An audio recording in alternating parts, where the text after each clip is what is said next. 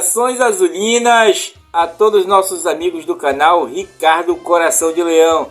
E aí, meus amigos, como é que está? Tudo certo com você, na sua casa, no seu trabalho, com sua família? Domingo de Sírio aí, né? A maniçoba fervendo. Galera aí esperando a hora do almoço aí, né? Estamos gravando esse vídeo aqui no domingo de manhã cedo para falar sobre o mais querido Clube do Remo. Aconteceu algumas coisas aí no sábado, né? Então a gente teve que fazer esse vídeo aí para nós estar atualizando a cada momento. E também eu não tinha muita coisa aqui em casa, né? Então eu disse, vou fazer um vídeo pra galera que amanhã eu vou trabalhar, né? Então, meus amigos, desejo tudo de bom nesse Sírio a vocês, desde o começo, né? E o Clube do Remo segue aí nas tratativas de encerrar contratos com alguns jogadores, tá? Lembrando que o Clube do Remo tem feito esse tipo de contrato, que quando ao final do campeonato se encerra automaticamente os contratos e você vai quitando alguns débitos, né? Chamando o jogador para conversar. Todos terão baixa na sua carteira e aí depois do Rodrigo Santana retornar, que ainda não fechou seu contrato, assim ele vai efetuar quem vai ficar, né? Quem vai ter o retorno efetivado, tá? No nosso caso, temos alguns atletas que têm alguns empecilhos, alguns interesses, até valorização, como eu falei para vocês. O caso do Jadson, que já fechou com o Clube do Remo, mas ainda tá aquela pequena novela aí, suspense, um certo suspense, né?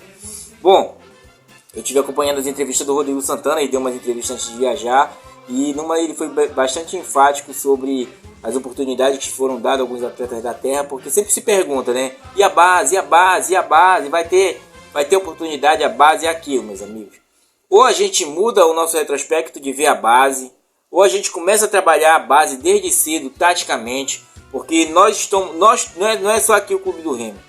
Nós somos só um velo do centeio aí, do veludo todo. O que acontece? O futebol brasileiro ele teve grandes mudanças, para mim, na minha opinião, para pior, tá? Porque nós começamos a copiar o modelo europeu de se jogar. Nós tínhamos antigamente, quem é aí, né, que não nasceu agora em 2000, sabe que como era o futebol funcionava. Nós tínhamos a nossa qualidade, a nossa habilidade a nosso favor. Porém, nós tivemos um grande marco que eu acho que foi depois daquele 7-1. Depois daquele 7-1, todo mundo se voltou a realmente aceitar o modelo europeu. Tanto que treinadores aí ficaram no ostracismo do futebol, como o Mano, Filipão, Tite, todos caíram por terra durante esse período de transição. Só que os nossos jogadores na base eles não têm formação tática. Diferentemente como os jogadores do Barcelona. Tem uma formação tática desde a base, desde a infância até a juventude, quando já se proporciona a ser um jogador de time principal. Então, esse é nosso déficit. Quantos anos não levou o futebol europeu até se desenvolver nessa espessura? Por quê? Porque lá eles não tinham habilidade técnica. É diferentemente de eu pegar um Barcelona, um Real Madrid, um PSG e olhar e dizer, olha, eu pego um jogador de cada lugar do mundo e coloco aqui no meu time, pela questão financeira. Tá? Aí isso se traduz para o time brasileiro que começou a produzir atletas voltados para o que precisava na Europa. Tá? Com isso, nessa transição, a Europa não tinha centroavante. E nós já tínhamos aqui o nosso centroavante, que tinha uma posição específica de proporcionalmente só fazer gol. Né? E com isso nós perdemos o centroavante, porque ele teve que voltar para marcar. Porque quando tu volta para o futebol mais dinâmico, de passes, troca de passes e volume no meio campo, nos 3 setores do campo, né? Defesa, meio e ataque. Então você ataca em bloco e todos têm que estar se movimentando todo o tempo. Tem esquemas táticos que você bota um lateral na zaga, como o nosso, que funcionou com os 3 zagueiros. Mas tem esquema tático que você bota quando os volantes avançam, os laterais cobrem a volância. Ficam como volantes para não ficar aquela subida de subir e descer. Né? Então teve muita mudança. Nós que acompanhamos o futebol e acompanhamos essa transição de 94, década de 90, acho que nós não veremos mais aquelas transições que a gente via no futebol brasileiro e também nos futebol dos clubes brasileiros. Né? Tanto que o treinador Rodrigo Santana foi fazer escola lá fora. né? Mas até tu implementar isso, uma filosofia dessa em todo o futebol, é muitos anos, entendeu? Então quando o torcedor ele olha para um clube e ele diz, olha, cara, esse centroavante não faz gol porque ele estava acostumado com os centroavantes que faziam gol. Inclusive até o Romário muitas das vezes ficava ali paradinho, esperando a bola, num 4-4-2 que o Brasil jogava naquela seleção em 94, justamente porque os outros corriam por ele. Ronaldo Fenômeno, né? Então nós estamos nessa transformação. Para mim, infelizmente, porque poderíamos ter transformado também os treinadores, né? Um dia desse eu vi uma entrevista aí que até falaram que em Portugal tem a faculdade para treinadores, né? Então muitas das vezes o treinador brasileiro foi pessoas que jogaram futebol e, né, o Ricardo Catalá ele não era jogador de futebol, ele foi fazendo escola para treinador, né? Mas mesmo assim ainda tem uma certa dificuldade. Então o Rodrigo Santana foi específico sobre a condição que ele deu à base. Tinha jogo treino com times que vinham jogar a Série B aí com o rival, né? Tinha jogos treino com a base, tentando reforçar alguns jogadores. Ele não citou nome, mas ele falou até jogadores que estavam com a cabeça de sair do clube do Remo. Eu acho que era do Filipinho, porque quando ele foi mencionado foi o Filipinho que mencionaram, né? E o Filipinho que baixou bastante o futebol dele, como vocês viram no scout aí. Então é dessas situações que a gente vai tirando as questionas para trazer o pensamento do treinador e o que se pleiteia o próximo ano, né? Lembrando que o próximo ano já é Série B, então o trabalho tem que começar com antecedência, não começar como foi o atraso desse ano e não ter aposta como tivemos esse ano, como nós vamos trazer aqui 3 jogadores para nós, né? Inclusive um que se destaca muito negativamente, tá? Primeiramente vamos falar sobre o Matheus Anjo. O Matheus Anjo, eu fiz um scout dele logo quando ele chegou, tá? Um atleta que se machucava a uma certa frequência e quando ele se machucava, o que acontecia? Ele acabava sucumbindo a demora de pegar peso, essas coisas aí. Então um atleta de 25 anos, 1,81m, boa estatura, né? Fez 13 jogos pelo clube do Remo, sendo com 4 vitórias, 1 empate e 8 derrotas. Tem um saldo negativo aí. Teve por uma vez só como titular, tá? Teve em minutagem 735 minutos. É um cara que deu uma assistência, tá? Sofreu um pênalti, teve a positividade, foi aquele pênalti que ele sofreu, que a gente arrancou o empate do Volta Redonda, que inclusive até ganhou o primeiro jogo ontem contra o Atlético, né? 1-0. Então, teve 3 cartões amarelos durante a competição. Para mim, é um jogador em potencial, né? Um jogador que sabe fazer a leitura do bom jogo, porém faltou mais assim a dinâmica do grupo, né? Digamos assim, muitas das vezes tu é relapso, né, nas tuas apresentações e com isso teve 3 ocasiões dele de chute que levaram ao erro, levaram ao chute do adversário. Então com isso ele deixou muito a desejar daquilo que foi até na temporada passada. Tanto é pela quantidade de jogo aí que ele fez, sendo sempre reserva, né? Sempre pleiteando ali pela reserva. Então quando entrava muitas das vezes não apresentava muita coisa e outras vezes apresentava. Então não adianta jogadores assim, né? Infelizmente eu creio que esse não volta mais, tá? Até pelo seu histórico de contusões.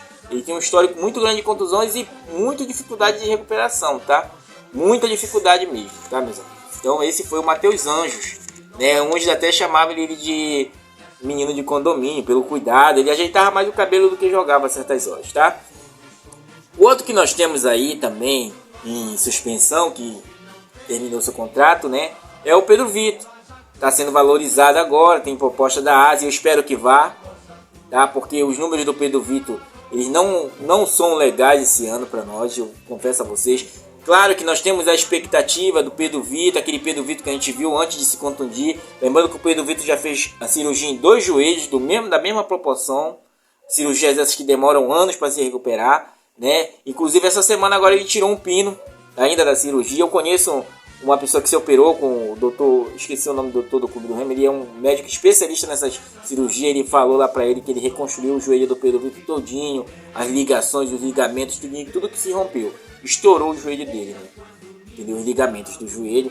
Então ele costurou tudinho, né? Então o Pedro Vitor, ele não voltou com a mesma eficácia que ele havia voltado da primeira cirurgia, né? Um jogador que é emprestado do Fortaleza e tem proposta para jogar no time asiático. Pedro Vitor, que tem 26 anos, 1,77 m, 19 jogos pelo clube do Remo, sendo 11 como titular, 6 vitórias, 5 empates e 8 derrotas, tá? Durante esse percurso ele fez 3 gols naquele seu mesmo estilo, aparecendo ali gols importantíssimos. Eu não posso ser aqui um hipócrita com vocês de mentir sobre o Pedro Vitor. E ele tem uma minutagem ali de 990 minutos. Lembrando que o clube do Remo no geral tem uma minutagem de 4.050 minutos, tá? Na temporada toda. Então ele jogou ali em média de 25% da temporada, digamos assim, tá? Lembrando que também quando estava na reserva foi utilizado em 8 jogos, tem 2 assistências, tá? E é um jogador que eu esperava muito mais esse ano. Pós-cirurgia, ficou ali oscilando, jogou um jogo pelo Paraense e o restante dos jogos foi pela Série C, entrava e teve dificuldade na recuperação, para falar a verdade. Só que na reta final que ele foi já empenhar um bom futebol. Com tudo isso, o Pedro Vitor, com essa quantidade de jogos que ele teve, ele levou 8 cartões amarelos. Para vocês terem uma ideia. 7 só na Série C. Né? Então, fica-se ali a suspensão sobre o Pedro Vitor. Né? Mas a gente sabe que é um jogador de uma certa eficácia boa. Tem 7,4% de disciplina tática. Tá? É um jogador que tem uma eficácia de 10,2. É um bom jogador. Como eu falei pra vocês, o Pedro Vitor, a torcida, ele errando, ele não tá nem aí, ele acertando, ele não tá nem aí. É o mesmo retrospecto, um jogador centrado, um jogador que eu gosto de ver. Porém, esse ano não foi bem. Entendeu? Então fica a dúvida aí. E até pela quantidade de cartões amarelos, dá pra gente ter uma demonstração, né? Poucos jogos, muito cartão amarelo. Não sei se já tá na hora do fim ou se tá na hora de mais uma oportunidade, né? É um jogador jovem ainda, porém já operou os 2 joelhos. E nós sabemos que a Série C, o clube do Remo está com o calendário cheio para o ano que vem, meus amigos. Então não dá para ficar arriscando certas coisas, porque você tem que contar o jogador com vigor que vai durar pelo menos o semestre todinho, no primeiro semestre e o segundo semestre. Vamos ter calendário por 2 semestres. Quando chegar no segundo semestre, não tem que ter contratações para tentar refazer o time como o próprio Amazonas fez. Sabemos que planejamento, eles podem acontecer erros sim, mas você faz o mínimo do mínimo para corrigir, tá?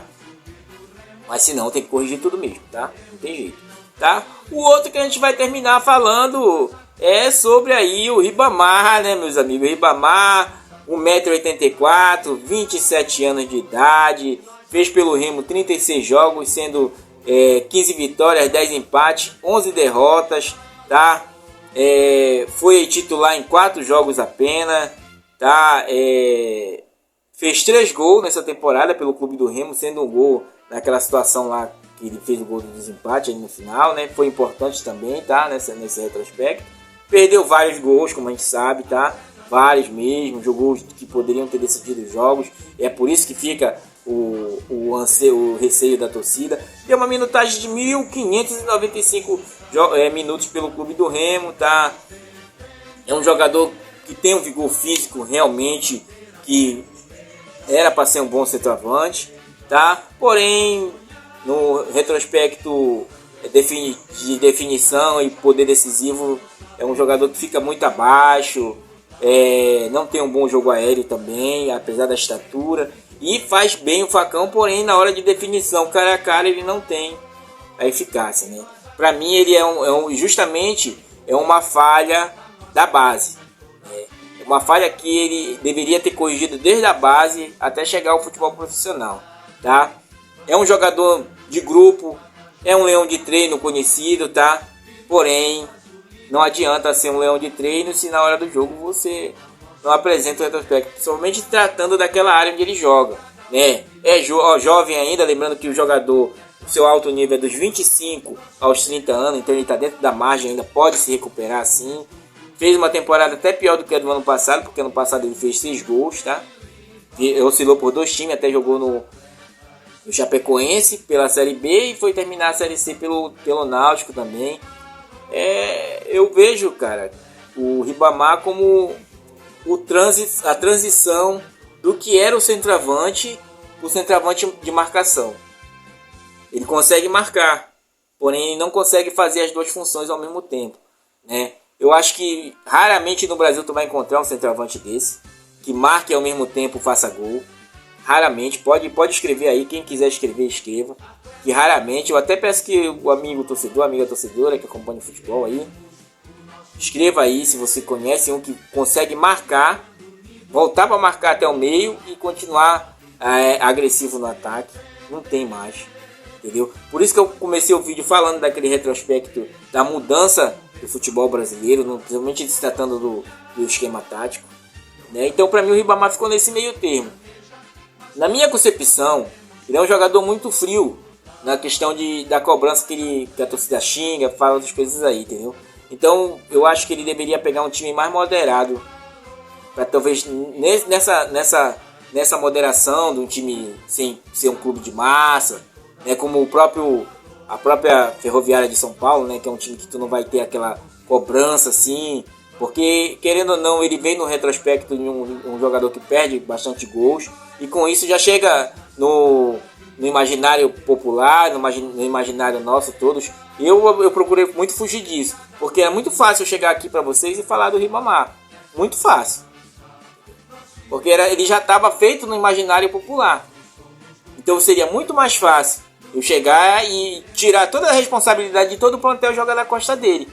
Como eu havia comentado nos vídeos aí, até falei, é muito mais fácil agora, quando o clube não estava naquela desvantagem no começo do campeonato, é muito mais fácil chegar ao Ribamar. Então todo mundo estava focado no Ribamar e esquecia o restante do plantel, né? E o restante do plantel deixava-se muito a desejar também, tá? Não como ele, que foi decisivo em alguns jogos. Então, para mim, na minha concepção, agradeço a sua presença aí, né? Que o Papelinho não faça mais essas apostas de mercado, né? Tanto ele quanto o Kelvin, já tem o scout do Kelvin aí.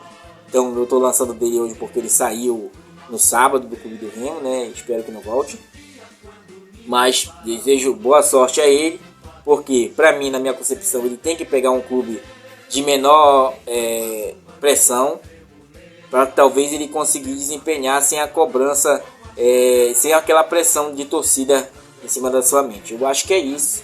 E ele tentar se aperfeiçoar. Ele estava aí, né, fazendo com o seu boneco fazia essa assistência pessoal realmente de treino com alguns jogadores, aí ele era um, né, mas depois que o seu boneco saiu, acho que nem teve mais essa situação no Clube do Remo. Ele até falou sobre isso aí, que ele vinha treinando com o seu boneco. Eu espero que ele encontre um caminho para ele, né, cara? Ele tem sua família, é um cara que a gente não viu aí reclamações de farra, né? É um cara que, sabe, tenta mesmo, mas só tentar não é suficiente, tá? Ele vem com déficit da base. Eu olho para ele e olho para o Yuri Alberto no Corinthians. São dois jogadores que eu olho no mesmo retrospecto de falhas de deficiência na base. Quando chega na hora do poder decisivo ali, de estar cara a cara e você não saber o que fazer, né? Então só de boa intenção não dá, tá? Então desejo boa sorte pro Ribamar, né? Que ele siga o caminho dele, que nós vamos seguir o nosso aqui, torcendo pelo nosso querido Clube do Remo. Bom, meus amigos, nós vamos encerrando esse vídeo aí, tá? Espero que comecemos um bom começo de semana. Hoje é domingo ainda. Desejo tudo de bom a você, na sua casa, tá? E, cara, temos que seguir em frente, né? Temos que seguir centrado. Agora, assim, vamos terminar ainda esse ano. Depois a gente vai estar fazendo a somatória. Aos poucos a gente vai fazendo aqui, porque os vídeos... Eu não tenho condição de fazer vídeo de 10 minutos. Não tenho mesmo. É muita dinâmica pra gente estar discutindo. O algoritmo sacaneia muito também. Bom, mudando alguma coisa, daqui a pouco a gente volta. Valeu, família!